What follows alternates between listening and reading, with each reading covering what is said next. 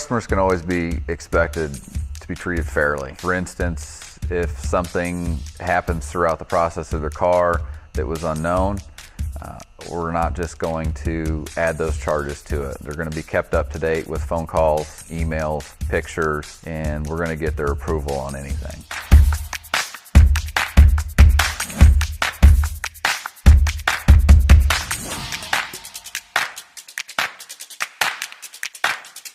First, we can either schedule a consultation or bring the car in and we can look at it. If we take on the job, we'll take a deposit, we'll start and complete the work, and when it's all finished, the customer is notified and they can come pick the car up.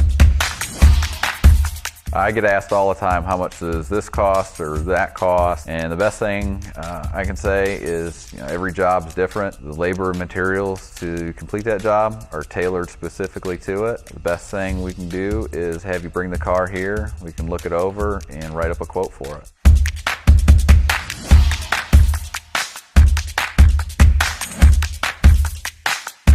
Give us a call and let us go to work for you.